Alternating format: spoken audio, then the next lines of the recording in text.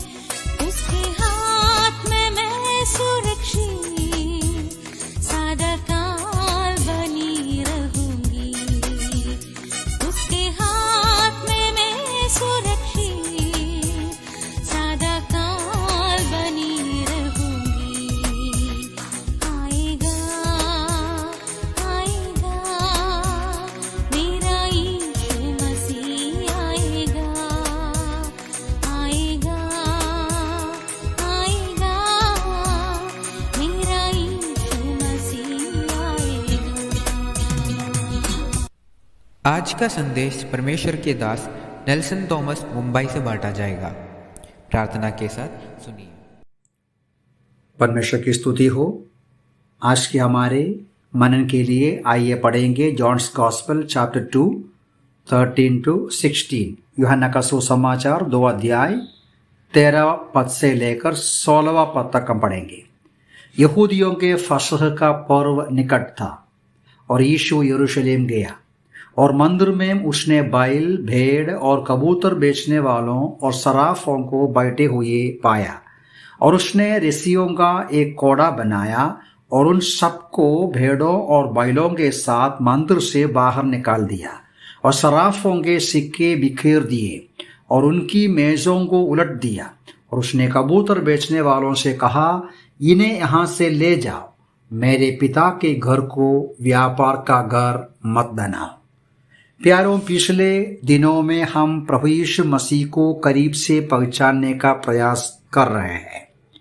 उनका जन्म से लेके यीशु मसीह की कहानी वचन के आधार पर सुसमाचार में जिस तरीके से लिखा है हम अध्ययन करने का प्रयास करते हैं। पिछले कुछ दिनों में हम देख रहे थे प्रभु यीशु मसीह किया हुआ पहला अद्भुत चिन्ह और जो सबक वहां से हमें मिलते हैं। यूहन्ना का सुसमाचार के अनुसार यीशु मसीह का अगला महत्वपूर्ण कार्यक्रम मंदिर को शुद्ध करना है। हम देखते हैं यीशु मसीह की सेवागाई के बीच में 2 बार यरूशलेम के मंदिर में खास तौर से आकर शुद्ध करते हैं।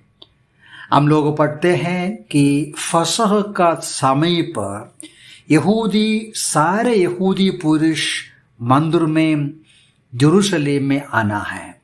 इस वजह से करीबन 20 लाख के अधिक पुरुष लोग यरूशलेम में आए हैं फसह के पर्व में। सचमुच में ये स्वाभाविक है जब अलग अलग देश में से, दूर देश में से यहूदी लोग यरूशलेम में आराधना के लिए, बलिदान अर्पण के लिए फसह के पर्व के समय पर आते हैं, तो ये संभव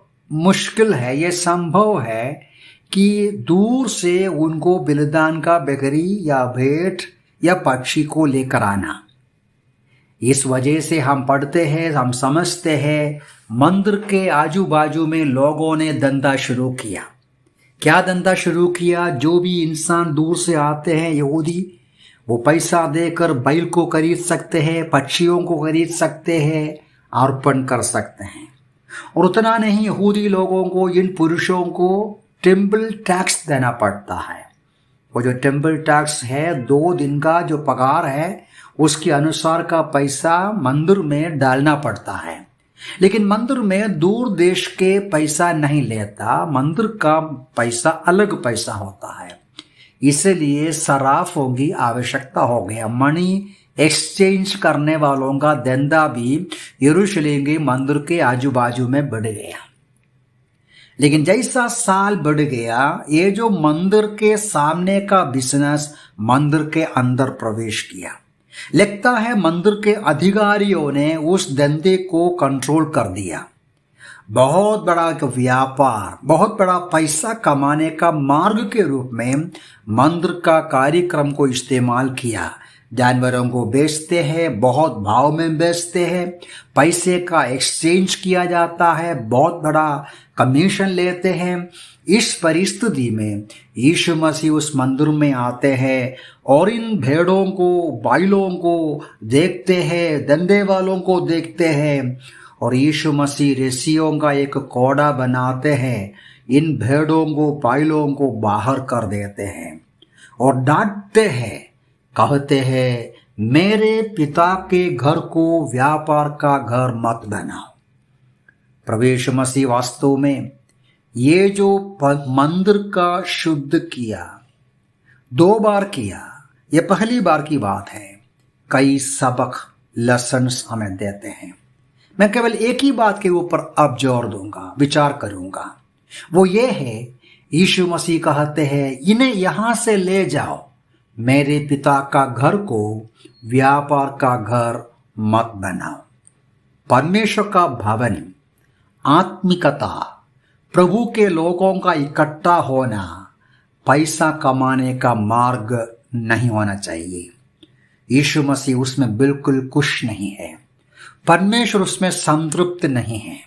प्यारों, आज आप दुनिया भर में देखो, आत्मिकता यानी स्पिरिचुअलिटी मनुष्य धंधे का, पैसा कमाने का मार्ग के रूप में इस्तेमाल करते हैं।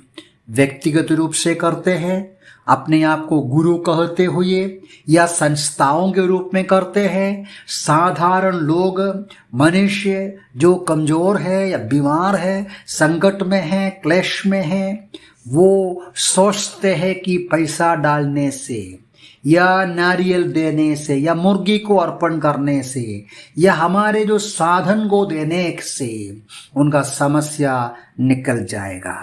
ये जो विचार को इस्तेमाल करते हुए आत्मिकता या धार्मिक स्थल धंधे का, व्यापार का स्थान बना दिया।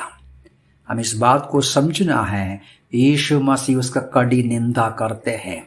बोलते हैं परमेश्वर का भवन जहां लोग आते हैं वो प्रार्थना का भवन होना चाहिए, ये धंधे का स्थान नहीं। परमेश्वर देखिए हमसे प्रेम करते हैं, मुफ्त में सब कुछ देते हैं। जिसने सब कुछ बनाया, जिसका है सब कुछ, वो हमारा पैसा नहीं चाहता, वो हमारी कुछ भी चीज नहीं चाहता, मुफ्त में हमें सब कुछ देते हैं अपने अनुग्रह में, कृपा में। मनुष्य जाति दुख की बात है, इतना पैसा खर्च करने के बाद भी हम देखते हैं मनुष्यों के अंदर शांति नहीं, समाधान नहीं। यीशु मसीह बुलाते हैं, हे परिश्रम करने वालों, हे खर्च करने वालों, हे मेहनत करने वालों, मेरे पास आओ, मैं तुम्हें विश्राम दूंगा। यशायाह के पुस्तक में भी ऐसा पढ़ते हैं, आओ सब प्यासे लोगों, पानी के पास आओ, जिनके पास रुपया ना हो तुम भी आकर मोल लो और खाओ। भोजन वस्तु नहीं है, उसके लिए तुम क्यों रुपया लगाते हो? जिसे पेट नहीं भरता उसके लिए क्यों परिश्रम करते हो? मेरी ओर मन लगाकर सुनो, तब उत्तम वस्तुएं खाने पाओगे। मेरे प्यारे सुनने वालों, प्रभु यीशु मसीह कहते हैं, मेरा भवन धंधे का, व्यापार का घर मत बनाओ।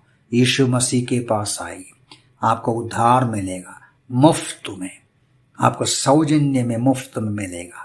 प्रभु हमें सहायता करें।